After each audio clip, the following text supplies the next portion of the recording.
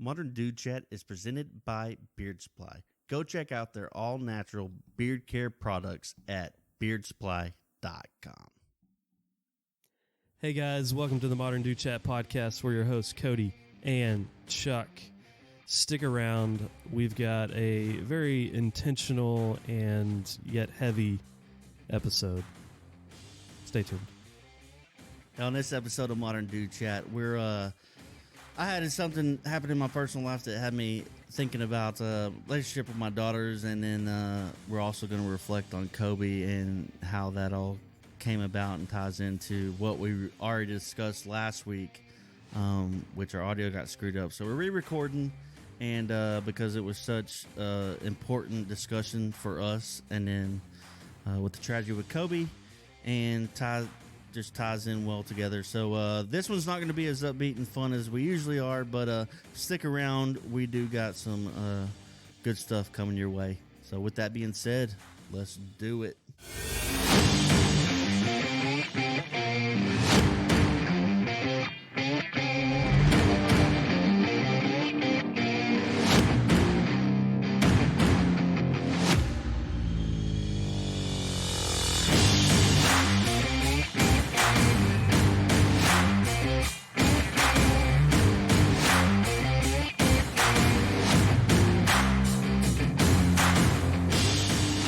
Guys, welcome to Modern Dude Chat. We're back. We're here. We think we got things under control. Just a little backstory. We'll get into it more in detail on the next episode. We previously recorded this last week, and we thought it was such good content. We had a good discussion about being a girl dad. That's right. And what that means, and just a lot of detail on that, and we want to have that discussion again. So we're back to re-record it. That's right. And which I don't know why, how, what. The circumstances have changed since last week. Unfortunately, from when we recorded and had this conversation last week, and then since then, with the passing of Kobe Bryant, yeah, and now what's coming, which people already knew, but it's becoming even more clear about the impact he had on his children, the care he had for his daughters, and all that goes into being a girl dad. So, crazy how that works out. Yeah, and so we're going to tie that into the discussion we had last week and see where it goes. It's a little heavy. So this episode's going to be not as fun and energetic as we normally are. We're dialing back a little bit because how it started was I had an interaction happen to me, and it got me. Being a girl dad and my daughters, and just impacts dads have on daughters in general has been on my mind, and that made me want to have this conversation again, which we had last week. And now with Kobe, it's becoming even more clear and more important that we redo the discussion, not just skip over it. So with that being said, we're going to re-roll on this this episode. So again, not a little more serious tone this week with everything that's going on and with the discussion where we're headed, because we already know where we're going. This one's going to be not as upbeat as usual, but still should be a good one. That's right. We've figured some stuff out. Yeah, we figured some stuff out. We had some technical difficulties last week, and like I said, next episode we'll touch into that. But this one's going to be kind of dedicated to the dad discussion. Yeah, dad life, and Kobe, and ironically, our music feature is the RIP as well. So yeah. With that being said, I'm ready to jump right into it, Cody. I know I haven't let you talk much yet. No, it's fine. I was You're trying doing to great. get the backstory and you're doing great. Get it going. So let's go ahead and jump in right to our feature. Let's do it. Let's do the whiskey feature. You want to do that? Yeah, we're doing whiskey. Let's roll it. So I've got a buddy of mine that I work with. His name is Bryant. Shout out to Bryant. Him and I talk lots of bourbons and whiskeys all the time. Well, I'm glad you found someone that can do that for you. It's great. It's actually it damn sure ain't me. it's really nice. So he's kind of put me on a lot of interesting bourbons that are out there. And our feature today just so happens to be one of those. We actually had to do some shuffling, and Brian actually hooked it up with this one. We had to get it Nice. Special delivery. That's what I heard. Yeah, I heard it's a special delivery for a special episode. That's right. So here's the feature. It is New Riff. This is the single barrel edition. It's a bourbon, sour mash bourbon, Kentucky straight whiskey. Distilled in fall of 2015. So this is aged at least 4 years. Ooh. Yeah. That always sounds fancy when you say it's been aged. Nice little fancy bottle. And I believe, and Brian will correct me, but I don't think you can get this around our neck of the woods at the moment, Chuck. So that's why we got this is a nice little special delivery. He was like, hey, man. Imported from out of state. Yeah, he said, I'm getting a bottle. If you want one, well, let me know. And I was like, I'm officially letting you know I want one. Yes, I'm in. He hooked it up, man. So nice. I figured we got to feature it, right? It's good to have connections. It's good. We got to feature it. So this is, like I said, New Riff. It is distilled, aged, and bottled by New Riff Distilling in Newport, Kentucky. Like I said, this is a single barrel bourbon, barrel proof, without chill filtration. And then I'm just going to read this straight off the website. We're not going to go too deep into it, Chuck. Okay. But I think we both will appreciate a little bit of whiskey with this conversation. Absolutely. Kind of loosen us up. And we're having a good discussion today, some dad talk. And anytime you're having a conversation like that. It's been a sobering week or two. Anytime we're having, a good solid conversation, whiskey pairs really well with that. Real quick, New Riff Distilling. This is straight off their website. Respectfully different, bottled in bond without chill filtration.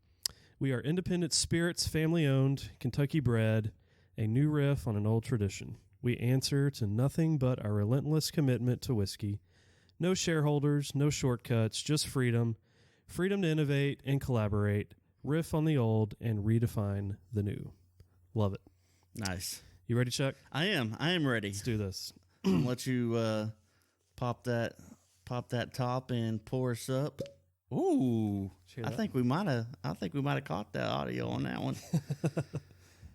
All right. I guess if I was a not too heavy for me because I am cheating because I already have a glass of a different whiskey I've been sipping on to get ready. So if I was a classy gentleman, I would have poured your glass first. Yeah, Chuck, but you're not. You're an asshole. Selfish. So I wasn't gonna say selfish. I was just gonna say an asshole. But if you want to claim selfish, that's fine. There you go, buddy. All right. I would like to say before we take our sip, cheers to the podcast, New Beginnings. We've got some great things going on. We figured it out. Hell of a week. And cheers to Kobe, R.I.P., and his daughter. I breathe through the mouth. Oh. We're drinking this neat, by the way. That's fantastic. That is smooth. Really nice and smooth. Ooh. Woo! Woo! Yeah! It burns! That shit burns. Oh my gosh. That shit is good. Chuck, I asked you if you wanted a few ice cubes and you said no. Yeah, I should have. Does that help? That helps with the burn. Oh my a little goodness. bit. You would have had a little bit of water in there, ice water. Well, no, we have those fancy cold stones now. No, that's right. I wouldn't even had real ice. That's true. Well, I got real ice in there, bro. No, well, I got you. Is that a bitch? We have options. What do you think? I think it's fantastic. So right out the gate, when it hit my mouth and went down, I was like, damn, this is smooth. And then it's like a slow building fire that just would not calm down. Now I'm good. It took me 30 seconds, but you good now? It was a slow burn into an intense inferno, and now it's calmed down. I'm going to take another chill, bro. swig at it. Chill, bro. Chill. Oh man, inferno. I mean, it burned, and it like kept ramping up, and then it dropped off pretty quick. Speaking of which, I'm still getting over my sickness. I don't know if you can tell. They wouldn't even know. They wouldn't even know about the sickness because we screwed. We the nixed audio. it, last week. So last week, Cody could barely talk, and he sounded like complete shit. Dude, he awful. actually, believe it or not, sounds better this week. Yeah, slowly recovering. So slowly recovering. Good stuff. I like it. So I'm gonna take my other sip, and then we'll see what I grade it.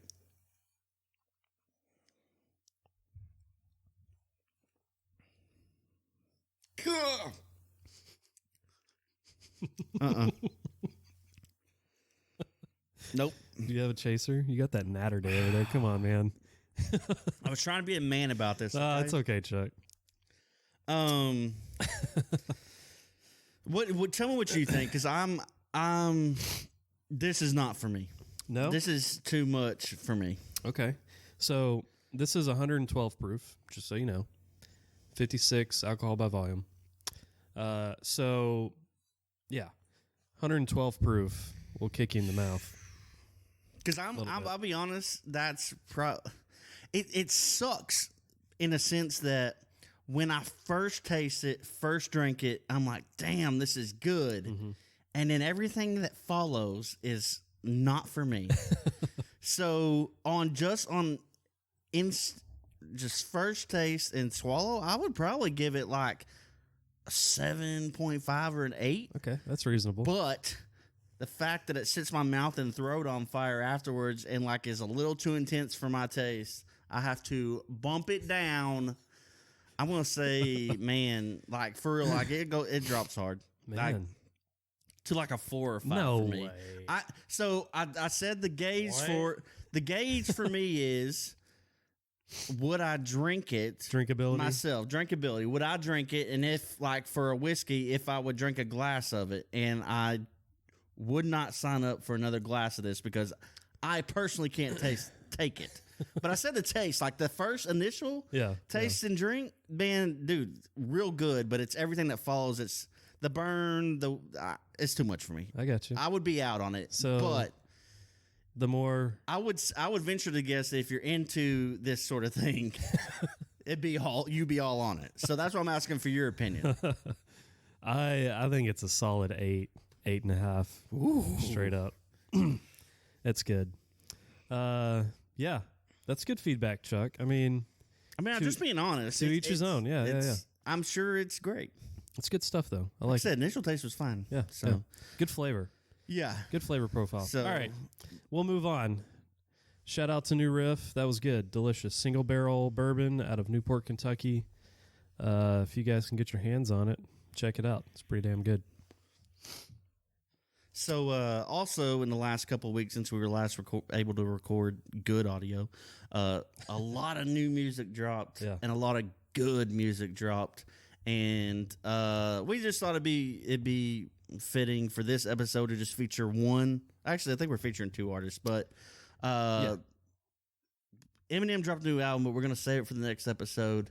This episode, we are listening. I mean, I don't know, but we talked about Mac Miller dropped. Yes. The latest Mac Miller album dropped. Circles is the name of it. And I don't want to steal your thunder. No. Yeah, dude. I mean, highly anticipated. This is obviously an album that Mac was working on prior to his passing. So, and it was supposed to play into his previous album, Swimming. So, Swimming and Circles, they were supposed to kind of run together.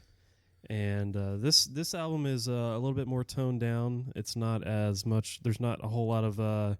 Really, there's not any like bangers. You know. Yeah. This is really, I think it's very artistic.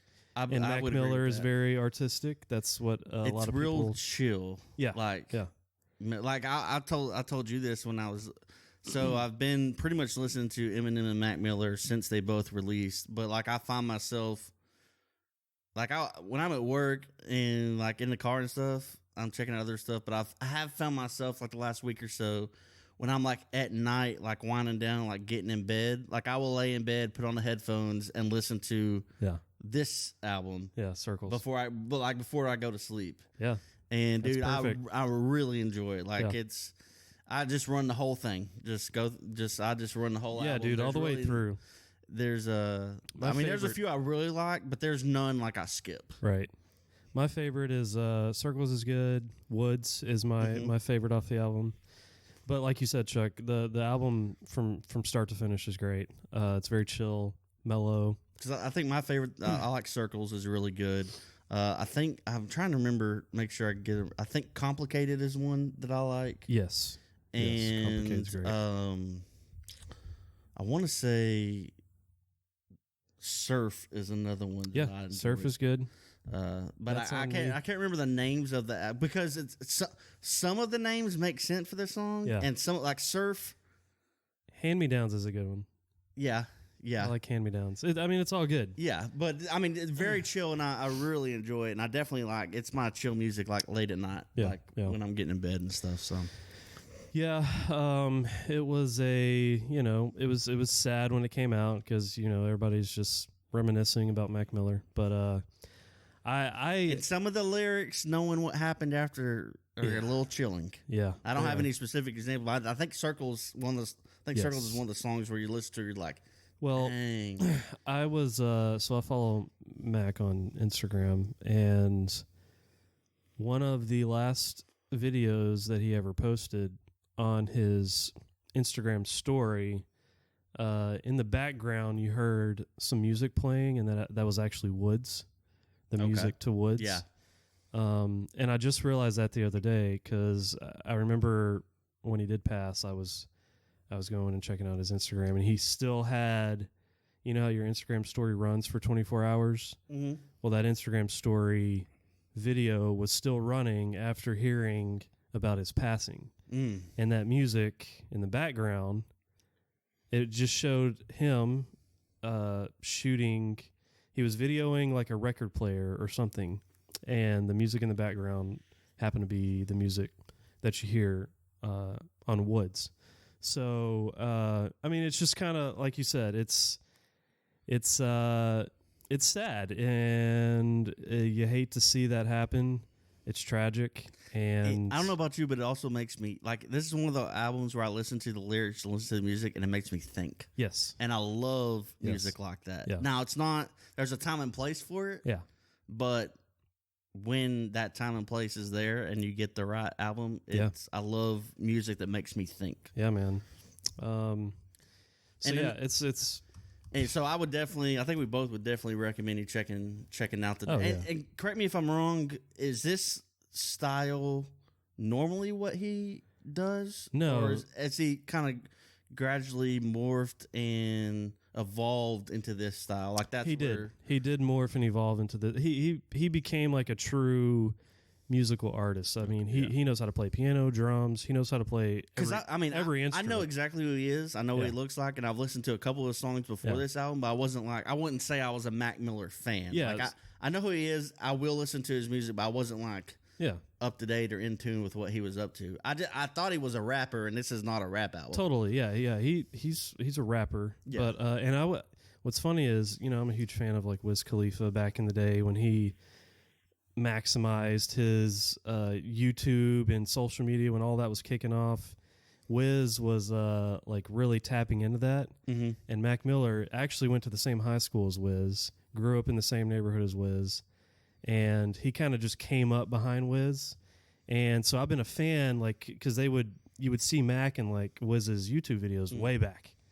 And that's kind of where he came up, and I became a fan a long time ago. The funniest part about it is like which is weird because I can say this for quite a few people, actually, especially artists. Yeah. First place I remember seeing Mac Miller and knowing what he did was on Ridiculousness. Okay. Yeah. He was on a very early episode of Ridiculousness. Yeah. And I was like, who is this guy? Yeah. He talks weird. He's funny. Stuff like that. Yeah. No, it was good. But great attitude. That was the first time I remember seeing him in Nobody has anything bad to say about him. He's the nicest guy, the nicest kid, and you could see that in like his relationships with everybody. But anyways, he most definitely evolved. Like he used to be like rapper bangers, okay. But then he evolved. I like this. So where he was headed and where he got to. He was is amazing. Dude. He was going places, and he was going to be recognized for it, and he just went too soon. Yeah. So, I have one more quick feature. Yep, I have to feature. You have this. to. I would be disappointed if you didn't have feature. to. All right. So not only did Circles come out, so did Marcus King, his solo album, El Dorado, and dude. It is, again, start to finish, soulful, bluesy. It's Marcus King, just like on another level. And come to find out, he did a lot of he did a lot of songwriting with Dan Auerbach, which is the Black Keys lead. Yep. So Marcus King actually got to sit down with Dan Auerbach and they wrote some songs together for this album, one of which is Wildflowers and Wine, I believe. And then also one that I really like. It's called Young Man's Dream. It's the first song on this album. Dude, freaking so good. Like, see, all the way I know, and I listened to a snippet of it, and I have not got around to listening to the full album yet. Just because I'm so enthralled with Eminem and Mac right now. Do yourself a favor. It's on the list. And there's another song on there, real quick, speaking of whiskey. It's called Too Much Whiskey. So good. It's got some harmonica in it. It's like... Oh, you're a sucker. I'm a sucker for harmonica. So anyways, Marcus King is about to be huge, man. I'm not even kidding. Like, he is going to win... So is he going solo? He's going to win some Grammys, I guarantee you. The band thing. Because there's the Marcus King band, and now this is a solo album. This is... I think he's transitioning into Marcus King, the single act. Yeah. Which really, I mean, I watched him perform. I mean, he still has a band. It's still the same band. He just took the band. I think he's going in another direction. He probably got, I don't know, some manager telling him, hey, you could probably be noticed. You'd be better off just going under your name instead of the Marcus King band. Solo act. Right, yeah. It's still the same band that plays behind him. It's just... I mean, like almost every big-time singer solo act has a band. I mean, country artists have the same band members they've had since they played in bars. So, but like George Strait goes by George Strait. Right. You just think of one guy, but he has guitars and drums that have been with him for 30 years. Yeah, exactly. So kind of same situation. Yeah, same situation. So he's just kind of going that direction. And I think he, like I said, he's preparing to go big because he's going to blow up. He's going to blow up like Chris Stapleton big, Gary Clark Jr. big. Whew. He is that good. Nice. He plays the guitar I've that good. I've listened to Marcus King band. And I just haven't listened to this album. Yeah, and not only that, he's writing songs with Dan Auerbach from the Black Keys. So, I mean, come on. Nice. Anyways, listen to that album front to back. You won't regret it. Mac Miller. Two solid ones to go check out. And excellent weekend of music. That's all I did was listen to Marcus King and Mac Miller. So with that, I'm ready to get into the meat and potatoes of this episode and why we felt it was so important that we re-record this and do it over, especially in light of Kobe. All right, man. This conversation is so much tougher with everything that's been on my mind since we recorded last week. So what spurred this thought and this conversation in my head was I had a situation. No, I'm good. I'll just have what my normal here. Had a situation in my personal life. I don't want to get too much detail about it, but it kind of hit me in the gut pretty hard. Hit me in the feels. Proud dad moment, but at the same time, got me a little rattled and a little sad at the same time. We've talked about our kids before. I have 1.5-year-old and a 4-year-old, she just turned 4-year-old. And we had another little girl at our house playing with my 4-year-old. And they always get along. They're fine. Now it's no big deal. So she got some fingernail paint.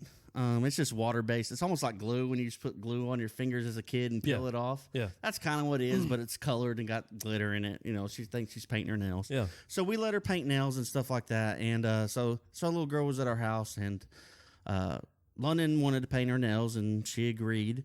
And she painted one nail, and the other little girl changed her mind. She didn't want London doing her nails anymore. Yeah. So London's a little sensitive. Typical girl drama, right? And she took it. She takes stuff like that a little hard. Yeah. So she kind of ran off to her room and started pouting a little bit, and I could hear her kind of sobbing. Yeah. And I went in there. I said, "Hey, what's wrong?" And she told me that the other little girl didn't want to do nails anymore. And she was real upset about it. And I said, well, I tried to explain to her, well, some people change their mind. You change your mind, right? Right. So I came up with the solution. And this solution is not out of the ordinary for our house at all. So I told her, I said, well, how about you paint one of Daddy's hands, all the nails, paint the nails on Daddy's hands. Yeah. And this other little girl, she'll paint the other hand. And my daughter, when she gets to hear that she paints my nails, she loves it. She lights up, super excited. She ran to the other room, told the little girl, we're going to paint my daddy's nails, da-da-da-da. And immediately the other little girl's reaction was kind of like, are you serious? Like deer in the headlights. She goes, I've never painted a boy's nails before. And I said, oh, yeah, it'd be fun. Come on, let's do it. So we got paper towels. We set up, and they, all different colors. I said, they start doing it. And London's going to town, and the other little girl's a little hesitant. And I said, it's okay. Just, all the colors, mix and match, whatever you want to do. And because, again, this is normal for our house. Yeah. Ever since London figured out how to paint nails, I let her paint my toenails, my fingernails. It's not a big deal. I mean, I'm an adult. I can clean it off. Right? Yeah. And if I forget, who cares? Because if anyone asks, I'm going to be like, dude, my 4-year-old painted my nails. Yeah. How much shit are you going to give me? Girl dad. Right. Girl dad. Yeah. And so we start painting, and this little girl's kind of nervous. She's like, I may not be good because I've never done this before. Yeah. I never painted, someone else's nails before. And I was like, okay, that's fine. Let's go ahead. And so we're doing it, and then we just start talking about shows they watch and Barbies and just the typical little girl talk, and we're having a good time. And out of nowhere, this other little girl looks up at me, and she said, you and London are so good together. And I was kind of taken back a little bit, and I was like, what? Run that by me again? She said, you and London are really good together. I said, well, what do you mean by that? And, I'm stunned. I'm like random because it's out of left field. And she said, well, you and London have so much fun together, and y'all do so many fun things.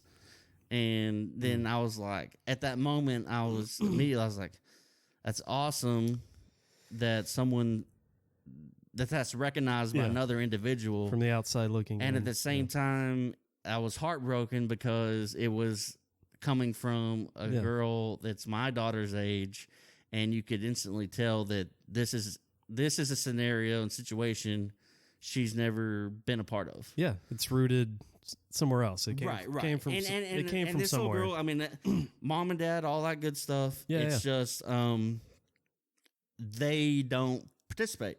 Right. And I say they, I'm talking dad, daughter here. Right. Dad doesn't participate, I guess, in those kind of activities is the way I took it. Because, like I said, something me and London take for granted as an everyday occurrence is mind-blowing to this little girl to where she's going to make that comment to me. Yeah, it was new to her. Yeah. And it apparently made an impact on her. Right. Oh, yeah. So then we finished painting the nails, and then, I was kind of spun, and I was like, yeah, we all, me and London always do fun things, but we always do fun things with you too. And she's like, yeah. And then we, went about our day. Yeah. No big deal. That moment in an instant for them girls. Right. And it has been on my mind for 2 weeks now. And I immediately walked out and went to my wife and told her what happened. I said, I'm tearing up. Like I want, not in front of the girls, but that's tough. It's very impactful. Like you made an impact. Yeah, and it got that got me thinking about the joy, the blessing, the responsibility, and the impact you can have of having that dad-daughter relationship. Yeah. Yeah. And that's where we're headed with this conversation, because then I mean, like I said, even before Kobe thing, this was weighing heavy on me. And we talked about it, and right. It's just, I think it's, so here, that story led to this, because it's not just a situation with this girl in particular. Right. I've seen it before from other people. I've seen it just random people online. As a father, and I'm speaking primarily to girl dads. Yeah, because you and I align on this. Yeah. We both, I almost feel like you and I both have the same heart in regards to our daughters. Yeah, I believe so. And that's why we've been friends probably for so long, Chuck. Yeah, I mean, we share the same core values, yeah, it's just and beliefs and thought process, especially in relation to our kids. Most definitely. And you have 3 daughters. Yes, I have 2. Yeah, you were fortunate enough to have a boy. Yeah, and I can relate. Totally. Yeah, exactly. And as a girl dad, I think it's very important that you take your pride and your ego, and you have to completely just swallow it. Yeah. Push it to the side, because like in this situation, not just in general, I've heard, and just in conversations, little comments, a lot of dads out there, or a lot of guys are like, hell no, ain't nobody painting my nails. You aren't putting makeup on my face. Right. And here I am at my house, and we do it all the time. Yeah. My daughter loves it. Yeah. She's got and like I told her, and I said, you got to practice somewhere. Right. I mean, eventually you're going to do your own makeup. You're going to do your own nails. Yeah. I only have this sliver of time with you to where you want to do it with me. That's right. And if the time, the one-on-one interaction and bonding I get is over painting our freaking nails, sign me up all day. Yeah. And every day. And I think it's the fact that you even acknowledge that and know that this is an opportunity to connect. Yeah. Right. That's what it is. It's an opportunity to connect. And for you to be able to identify that, I identify that all the time. I'm like, man, this is an opportunity to connect with my daughter or my daughters. And that's what it is. That's what it's all about. And some guys, I'm speaking for some, I don't know who it is, but I know there are guys that they don't even identify that opportunity. Ding, ding, ding. This is an opportunity to connect with my daughter. Even if it is her painting my fingernails or toenails or whatever it may be, or dressing a Barbie. I don't know how many times my 3-year-old comes to me and is like, hey, can you dress this Barbie for me? Of course, Yeah. Hang out right here. And we do dress up. Now, obviously, I don't have any dresses or anything my size. I would do it. Don't get me wrong. But, I mean, I will put the dress on her. I will let her twirl. I have played Beast to her bell 1,000 times. Yeah, totally. Where we just dance around and I roar and all that stuff. What's funny is, I told you this earlier, my 3-year-old came up to me this weekend randomly. She's done this maybe once before. And I think mommy was off doing something else. She wasn't at the house at the moment. And so I was at the house with the girls, and she came up and was, Daddy, can you paint my fingernails and toenails? And I was like, yeah, of course. Where's all the stuff? Let's go get it. And then, but what was funny is Hazel and Edie, my older daughters, they were kind of like, oh, you're going to let Dad paint your toenails and your fingernails? He's going to do a terrible job. And I was like, watch this. You want to know what happened? I finished, and then she went and showed it off, and they were like, oh, wow, Dad, you did a really good job. When's our turn? I told you. Yeah, exactly. So it's just it was an opportunity to connect. It was on a Saturday. We weren't doing much. We were hanging around the house, and how was I going to say no to that? It's an opportunity to connect. Yes. And that's a moment that we get to share together, and she will probably talk about that at some point in her life. Or, if somebody asks her about her nails, she'll get to go and say, my daddy painted them, that's awesome. To me, that I think that's good. Very important. Yeah, absolutely. And just like you said, and they may not even remember the nail part, doing the nails. But at some point, maybe down the line in their life, they're going to remember that my dad had an interest in my thing. My dad was always there and interested in whatever it was I was doing. Right. And I mean, again, this conversation is kind of geared directly towards girl dads because it's a different dynamic. Because don't get me wrong, I mean, you have a son, which is great. Yeah. I always envisioned having sons. I was one of those guys that never. The thought of having girls never dawned on me. I mean, it was there, but I mean, in my mind, I assumed I would always have. You're boys. A guy's guy, and in my head, you know, when we found out we were having kids, it was envisioning all the guy. I think wrestling, soccer, sports, you know, roughhousing, mud, all that stuff. Yeah, I get to be a big kid with my son. Action figures, you know, all of it. I get to.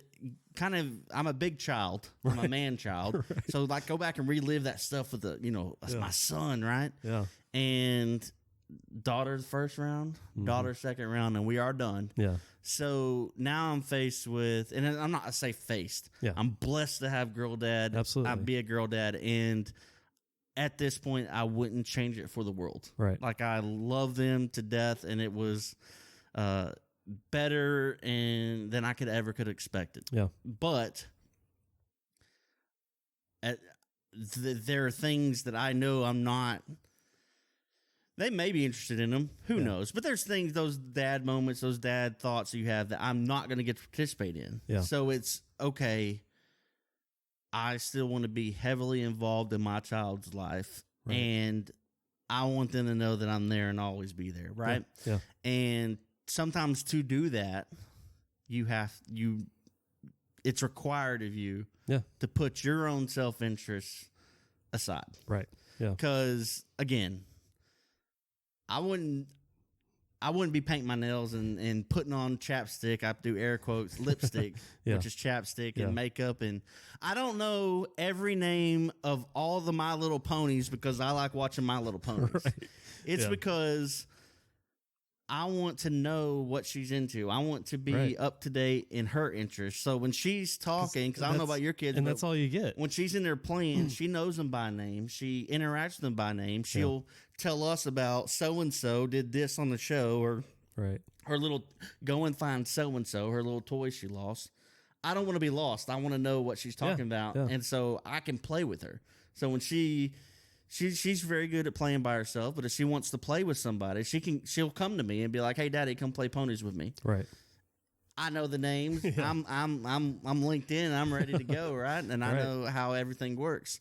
And I do that not because I like it, but because I don't care what the interest would be. Barbies, ponies, chip and potato. If you watch Netflix, or Disney princesses, whatever it is, Forky. I want to know. I want to know about it because I want to be involved. I want to be there and I want to interact with her and I want her to know. Absolutely. Hey, it may not click now. It may click 20 years from now, but at some point, whether in her subconscious or not, it's going to be there. Daddy was always involved and interested in what I was interested in. And I think that's a perfect example. The other little girl mentioning, or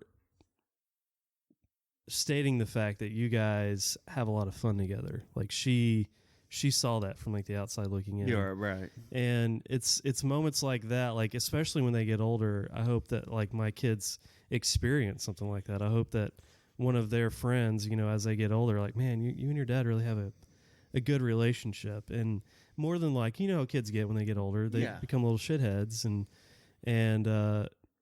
at some point in their life. And, that maybe that'll be like a sobering reality check. Like, yeah, wow, I am blessed. Like I take my dad for granted. I really do have a good solid relationship with him. It could be worse. I could have no relationship with him. He could have turned down every opportunity to paint my nails or this or that, and he didn't. And for that reason, we have a connection like that. And somebody from the outside looking in will eventually acknowledge that and I hope make them realize, and I get Yes, that would be awesome. Yeah. But the only person that matters to me in the whole situation is whether or not one realizes. Yeah. Like, yes, if someone else recognizes it, like in that situation or down the line or whatever, that's awesome. That's icing on the cake. Because I think we talked about that too. Like, there were moments in my life and your life where it was like, oh, my mom is mean and crazy and she's such a bee, you know, blah, blah, blah. And from the outside looking in, all my other friends were just like, I don't know, man. Yeah. Not really. No, I've told this story 1,000 times with my mom. I used to always tell everyone that would listen to me, my mom's the meanest mom in Hunt County. She's the worst. And everyone would look at me and like, you're an idiot. Yeah.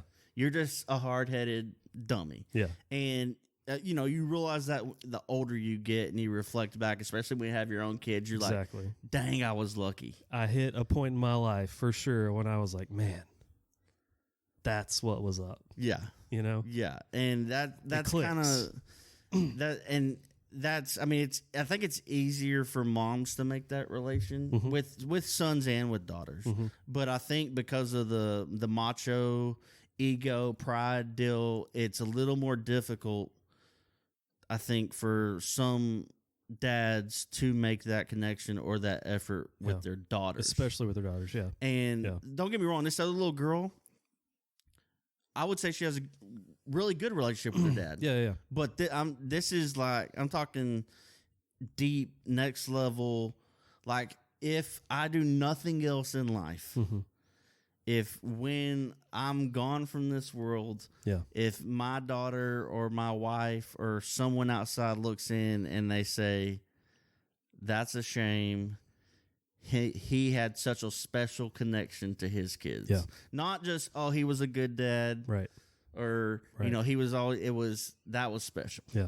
That's what matters to me. Yeah. Oh, yeah. And my hope is that everyone has that opportunity and feels that way about their kids, but at the same time, take those opportunities, maximize. It takes effort. Absolutely. I mean, it's identifying those opportunities. And here's a perfect example of having to put, and I know you can relate to this even with your own son, but with my daughter, sports. I've been waiting for her to get to the age of sports, right? Right. And this fall, she was finally able to play soccer, and I've been waiting since the moment I found out I was going to be a dad. Yeah.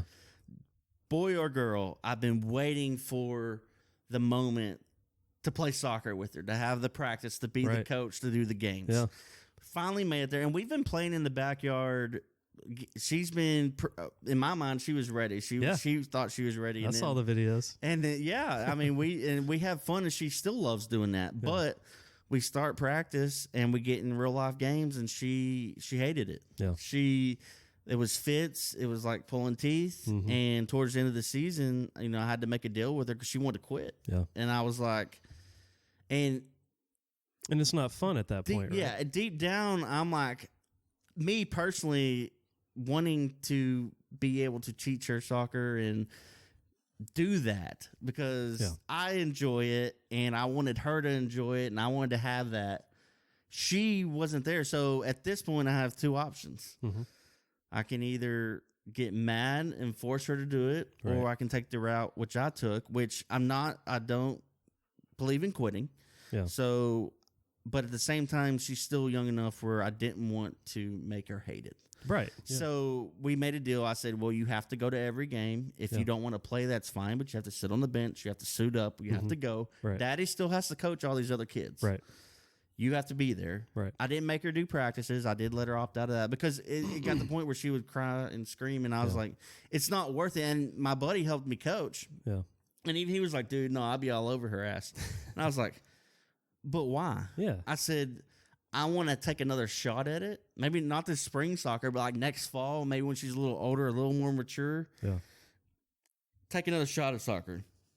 And if I ruin her right now just because of my own self-interest of wanting this so bad. Yeah, forcing her to be out there. And because it's something I want to do. You're going to play because I care about what everybody else thinks. Yeah. You know, right? Yeah, and just me. Like, I want this. I've always wanted this, and now you're ruining it. Right. Like, Yeah. that's not a positive mentality. It's not fun. No. Yeah. No, and I want it to be fun. I have to take a step back, and I have to, because it broke my heart. Even my wife said, "How upset are you?" I said, "It sucks." I said, "But Yeah. I don't want her to hate it. I want her. Yeah. I want her to have fun." And like, we played t-ball also. Even in soccer, she's like, all she kept talking about, I'm ready to play t-ball. Yeah. I'm ready to play t-ball again. When can we do t-ball? So like now I'm like, all right, spring, gear up. We're going, getting ready for t-ball. Yeah. She was getting better at it, and she liked it. So it's one of those moments where, again, I wanted it so bad but I have to put it aside. Yeah. Because it's not what she wants. I had the same similar situation with Hazel. She tried soccer for like one season and not her thing, right? So, and that was it. I was like, you know what? We tried it. She didn't like it. That's that, you know? She went and did her dance thing. She loves dance. She's a tremendous dancer. Like, that's her thing. She enjoys it. She has fun with it. Soccer just wasn't her thing. And I'm the same way, Chuck. Like, there's no reason for me to like force them. I mean, it depends on what it is. There's certain times where you got to like draw the line, but like, no, you know, but I think we both have tapped into that, and we realize what that is and what that isn't. Yeah. And what that isn't is forcing them to go play a sport that they don't really care about or even care to be out there to play, especially at such a young age. Like, fine. Like, we did a season. She didn't like it. Over it. Yeah. We tried it. On to the next. Finished it. Right? Yeah. Let's try something else. Right. Exactly. And well, even like what you're telling me with your son. Right. So my son's always. This isn't just a daughter thing. I mean, Yeah. it goes both. Well, see, just your kids in general. Yeah. Too. Connor played soccer his entire childhood, right? And he gets to high school and he's over it. He doesn't want to play. And I'm devastated. I'm like, man. Yeah, because it wasn't like he was terrible. He was good. He was good. And I couldn't wait to watch him play high school soccer. That was always the conversation, man. I can't wait to watch you guys play soccer. Because we enjoyed it so much. We grew up playing soccer. And we still talk about it. And we still, I mean, it was. Yeah, it was a brother. It's a brotherhood. Yeah. And I even communicated that to him. Like, dude, you'll have so much fun. I'm telling you, like, it's a brotherhood. You'll have so many experiences playing soccer and doing something like that. And he just wasn't into it. But, you know, I had to accept that. At one point, I did. I came to a fork in the road and it was like, all right, am I going to force him to play and then make this uncomfortable for everybody? He's not happy. I'm not happy because I'm having to like continuously ride his ass about making him play. Or, you know, find something else to do as long as you're doing something. And that's exactly what he did. I told him, I was like, fine, if you're not going to play soccer, that's fine. It hurts. I've been waiting for this day to watch you play high school soccer. Yeah. It pains me a lot, you know. Yep. But it's something I had to let go of because he just wasn't into it anymore. And but what he did was he went and picked up golf. He went and picked up golf clubs, and now he plays golf. Yeah. And that's what he's into. So it's like he's doing something. It's not soccer, but he's doing something that he likes. Yeah. And I'm okay with it because he's happy. Yes. And he's having fun. Yes. And again, it goes back to me just with, and now, I mean, just your kids in general is taking interest in their interest, right. Not make them be involved in what you care about. Because, right. I mean, there's only so many moments and so many opportunities to bond and create those relationships. Yeah. And I mean, it is long lasting. Yeah. I'll remember all this stuff when she's a kid, but when she gets older, she may forget 80% of it. But at the end of the day, she'll remember.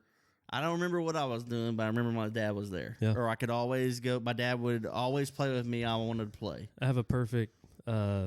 So sometimes that works. Like I have a buddy that we grew up with. You know who he is? Jansen. Grew up riding dirt bikes, right? Mm-hmm. And he's a girl dad. Has 2 little girls, and super into dirt bikes, motocross, and he has raised his girl to ride dirt bikes, and that's awesome. And she loves it. So it works, right? It does work. It sometimes it works, sometimes it doesn't. But like in that scenario, he was so like passionate about it. Like he poured into her, you know? Yes. And she's so passionate about it now. Like, and she's like this little, I can't remember how old she is. She's like, I don't know, 6 or 7, out there just killing it, dude, ripping it on a dirt bike. And she's a girl. Yeah. And their relationship is so strong, because I follow them on Facebook and just kind of follow them, and it's so fun to watch because they're having fun together. They're both passionate about it, and that works. Yes. And that's in that scenario, it works. Sometimes it works. Sometimes it does, and sometimes it doesn't, like you said. Yeah. But that can be. It's awesome, and it does work out that way. I mean, who's to say in 4 years London doesn't love soccer? Right. Exactly. We're bonding over, but exactly. whatever they're geared towards, or whatever gets them going in that moment. Yeah. Like in the moment right now, we are My Little Pony. So I am 100% in My Little Pony world, because that's what she's into. Painting nails. As soon as she switch gears, I will switch gears with her, just because I want to be involved and I want to be a part of it. Right. Just because of course, it was something that really just didn't go along with my values, or something. I was like, this ain't it. Of course, yes, you draw a line, but if it's just something, whatever it is, whether it's you like it or not, I can't stress enough how important it is just to be involved and have that interaction, because the moments are fleeting. They're Absolutely. only there for a moment, and I want to look back myself and be like, all right, I didn't waste a second. Right. And it's kind of fitting to think that way and talk that way, because of what happened since we had this discussion previously. Yeah. And that's Kobe Bryant passing away. Yeah. And that hit me hard when I heard about it. Yeah. At first on a sport level. And then the more that comes out and the more images and the videos and stuff you see, I've caught myself, I haven't cried, but I have got caught up in my feels and teared up and got a little speechless at times, just because it's so tragic. It is. And it's tragic, well, because at first, so we were in the same group text when it came through. Our buddy Nate, he texted, it was Sunday morning, he said, dude, Kobe, they're saying Kobe died in a helicopter crash. Yeah. It's like, what? Yeah. No way. That was one of those moments where, like, I was telling you this earlier, like, I will forever remember where I was sitting, what I was doing, the moment that I read that had happened. Because it was that impactful. Like, it was that shocking. It was that tragic. And I think on surface level, it's impactful because, one, he was 41 years old. Yeah. He's a young guy. Yeah, just getting started. And, he had only been retired from the NBA for, I think, 2 or 3 years. Yeah. And they say, a lot of people said the next level in his life was going to be greater than he was in basketball. Yeah. And especially in that's a very women's high bar. basketball. Yeah, and he was deeply involved in women's basketball, and that's because his daughter was a big basketball player and good at it, and he was fostering that skill, and he wanted to he had 4 daughters, and he wanted to make women's sports just as big as men's sports, because he wanted a place for his daughters to be able to go or look up to or be interested in. And so so that news fell, Kobe died in a helicopter crash, then the media and news outlets just started running with random stories. And at first it was Rick Fox, another notable NBA player, was on it. Yeah. Turns out that wasn't true. Then a bunch of other things come up, and then it drops that it's been confirmed that in addition to Kobe, his 13-year-old daughter was on board the helicopter with him. Yeah. And it's the one, she was the one that was the basketball player. She was the second oldest, and she was the one that you see clips of her and Kobe at Laker games, and he's pointing out formations, and they're discussing basketball. Yeah. Just a dad and a daughter talking ball. Yeah. While he wasn't playing, and that's the one that you see.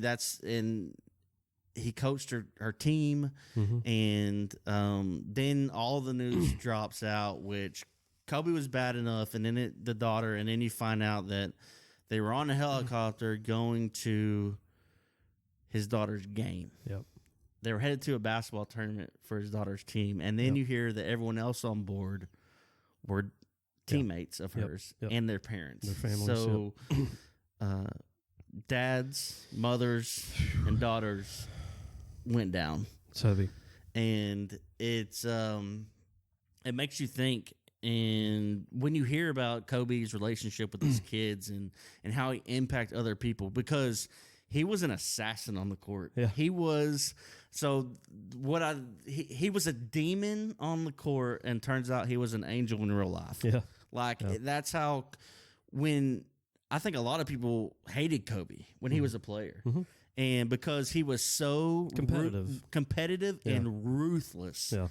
I think only Michael Jordan rivaled Kobe's ruthlessness and determination to not just beat you, cockiness, but destroy you and embarrass you. Yeah, he knew it. On the court. Yeah. But off the court, turns out he was a completely different guy. And there have been numerous stories come out since his passing talking about everything he did. His work ethic. His core value was his thoughtfulness, work ethic. His consideration for other people and other cultures, and especially his daughters. And probably one of the most tragic videos I've seen is that he sat down with Alex Rodriguez and Big Cat from Barstool.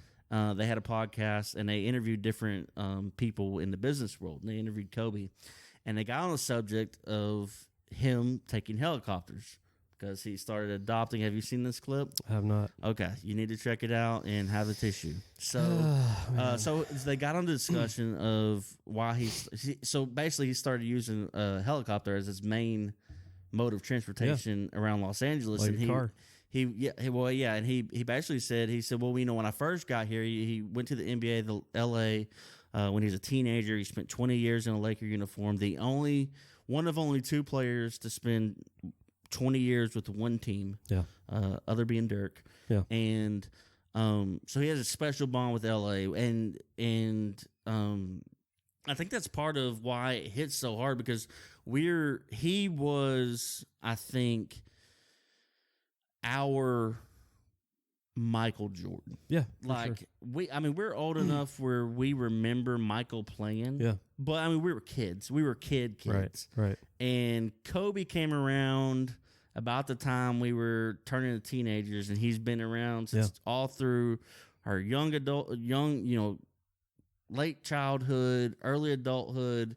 He was the guy. He was the man. In my mind, he was the only one who ever even sniffed Michael Jordan. Yeah, totally. And we watched him from a teenager to all the way through. Yeah. And then doing 60 points in his last game.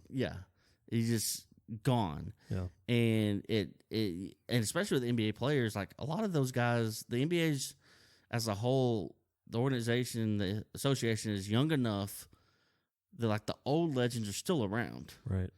And this is one of those. I can't think of another sports or just celebrity in general that was taken away that quickly of his stature. Right. And I think that's why it has an impact, because he was like, you would think he was untouchable. Yeah. He was our age group. He was our Michael Jordan-esque person. But anyway, he said, when I first came to LA, the traffic was kind of bad. It wasn't too bad. And as he got older and had kids, traffic became terrible. And it would take him an hour, 2 hours to get to the stadium, and an hour, 2 hours to get back home. Yeah. He was missing a lot, and he said it came to a point where he missed a dance recital or something because of it. And that's when he started looking into helicopters, because he said it took him 15 minutes to get from his house to the arena and 15 minutes to get back. Yeah. And he said it allowed him to still be a part of his daughter's lives. And he said, even my wife said, don't worry about it. I'll do carpool. I'll do the car pickup from school. Yeah. And he said, no. I'm doing this because that's my time. Yeah. I want to pick them up from school. He said, because I'm so busy, I travel so much, I'm on road trips. If I can get any amount of time, even if it's 20 minutes in the car with my daughter every day, I'll do whatever it takes to get that time. Yeah. So that's why he started taking helicopters everywhere. Man. So he could spend more time. Right. Because he said, you know, I want to sacrifice and do a lot of things, but not family time. Yeah. He said, so I take every second I can get of that. And that's why he started taking helicopters everywhere. Wow. In the LA area. So watching that video and him talk and then realizing how he went out is tough. Yeah. And heartbreaking. Because that was the reason they were taking a helicopter because he adopted that habit to spend more time with his daughter, and on top of that, he was with his daughter going to their game to do what they love with their friends and family, you know, their friends and their team, and that's tough. Yeah, especially with the. I don't know. My daughters have been on my mind a lot the last couple of weeks. Absolutely, I think it was add that on top of it, and it's. I think it was sobering for a lot. I think it was like a nice. I don't want to say refresh, but like. No. With all the bullshit going on in the world, and I can't remember who said it, but somebody was like, you know. Kobe has united the world in this country. I saw that more than any other event in years. Yeah, and we need to remember it and savor it. I think everybody kind of has a sense of like, man, I need to pump the brakes and slow down a little bit and readjust my priorities and figure out what truly matters, because that situation happened and it does. It makes you kind of, it opens your eyes. It makes you realize. He's one of those, I think everyone thought he was just one of those guys. He was bigger than life. Yeah. He was an icon. He was one of those where you thought was like untouchable. Yeah. This is the last person you would think this would happen to, but it also shows you everyone's mortal. Yeah. And everything can be taken from you in an instant. Right. And it doesn't matter if you're Kobe Bryant or not. Right.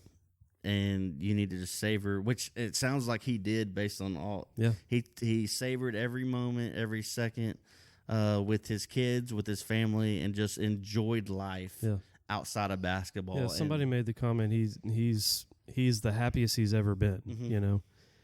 And, dude, I just the girl dad talk, like, the thing that keeps eating me alive at the core is just like, and I hate to even like bring it up, but just like imagining or even having to even think about their last moments, him being on the helicopter with his daughter, and like that is what is. I can't even, dude. I thought about it a couple of times, and it's that gut wrenching. Gets me. I know, man. And like, I can't even imagine like. That's what is so sad about this. I mean, obviously Kobe and everybody else on that helicopter, but the fact that he was with his daughter and they were sharing. It was an opportunity again for like him and her to spend time together. They both love the game of basketball, and that's what they were doing. Well, just in that moment, someone wrote like an essay or an article or something about kind of that, and they summed it up at the end of the article, which will get you is that he was there holding her when she was brought into the world. Yes, and he was 100% there holding her when they left it, and that's tough. Yeah, that's tough. Yeah, and again, I can't even imagine, man. No, and that's what kind of. It makes me. That's kind of where I'm gonna cry on the damn podcast. That's tough. What gets me is, you know, everyone's talking about what amazing dad and that relationship and how special it was, and that's what. Yeah. That is what I always want people to, you know. Right. I want that to be reflected in my relationship with my daughters as well. Absolutely. And that's why it's so tough, because I'd already been thinking about this. Just the whole dad girl dad situation before this happened. Then that hits you, and it's just I was already caught up in my feels anyway, and this gets you in. Let me tell you, man, it was a rough weekend. I always looked up to Kobe. He was early on. I didn't like him, and then as he got older, I just fell in love with Kobe, the basketball player. Yeah, and then add this level of humanity to him, and realize that not only was I able, or people were able to look up to him as a sports figure and as an athlete, he was more than that, and you could look up to him as a dad. Yeah. And husband and Mamba mentality. Yeah, Mamba mentality. Yeah. And that's what's gut wrenching now, is to learn that more so than I did before, that he was one to look up to. Yeah. And he still is. Oh, yeah. I mean, you still carry Mamba mentality with you, but that's I think that's what's legends never die, right? Yeah, legends never die, man. And that's what's tough, is just because he made more of an impact on me than I thought. Yeah, I think more than anybody thought. I mean, it's obvious. Just the reach that he had on this entire nation, world. Yeah. Immediately you could tell how much of a reach Kobe actually had on this planet. Yeah. You know? And then you throw in the aspect of being a father, and that's a tragic situation. And it sucks that it takes something like this to recognize those qualities and that aspect of him. Right. And it sucks that it takes something of this magnitude for everyone to take a breath. Absolutely. I think it's very much needed. Yes, but it sucks that that's what it takes. This happens, right? Yeah, everybody gets caught up in their lives, and they're moving too fast. And then reading, I'm guilty of it. 100%. I try not to be. And you always get caught up in it. Yeah, and it's hard to not sometimes, but every now and then you just got to take a step back. And I think as a whole, just for everyone out there, that it sucks that it takes something like this for you to pause. Right. Push pause and hearing everyone talk about them, and one that really got me, and we'll wrap up after this, I think. But one that really got me was Lamar Odom. He did a post, and he talked about when he was going through his situation, his addiction, his overdose, and he was in a coma and all that, and Kobe checking in on him, and he said. He said, if I could go back and make a deal with God, that if I thought he could take me and spare Kobe, I'd do it in a heartbeat. Wow. And that's, just to hear anyone say that about another human being is tough. Yeah. And it I don't know. That's how much he meant to. Yeah. And I don't think Lamar Odom's the only one who felt that way. I mean, but that's just, I don't think of a higher or better way to phrase how much a person meant to not just one individual, but a bunch of individuals. But there's a lot out there, and I've been hooked on it and reading it and can't get enough of it. But it does make me emotional. I do get caught up in it. But anyway, I want to end off this episode with just saying, take an interest in your kids, and especially if you got daughters and you're a dad. Put your ego, your own self-interest to the side, just so you have more moments and more opportunities to bond and form that relationship. And just can't stress that enough. And it's been a tough couple weeks again with that on my mind, and now with this. But yeah, so it's good to get that stuff out, though. Yeah, I mean, you got to. You gotta let it out sometimes, and when we started this podcast, we wanted to make sure that when moments like this came up, we didn't. I mean, we like to have fun, and we call it on this podcast intentional conversations, right? It's very intentional. It's not always fun. Life is happening as we speak. We like to be fun. We like to get a beat. It's always great, but there's sometimes where there's stuff, life takes strange twists and turns, and comes bigger than something you thought it was. And that moment at my house brought a lot of stuff to the forefront of my brain. And then again add this other layer, and it's too much. Same here. But but anyway, just take a second for yourself. Take a step back. Look on the bright side. Count your blessings, and keep moving on. But I think we're gonna wrap up this episode. I think that's gonna do it. I think that's enough. Yeah. Of the heavy punches. And hard weekend. With that being said, we'll catch you on the next one. So, peace.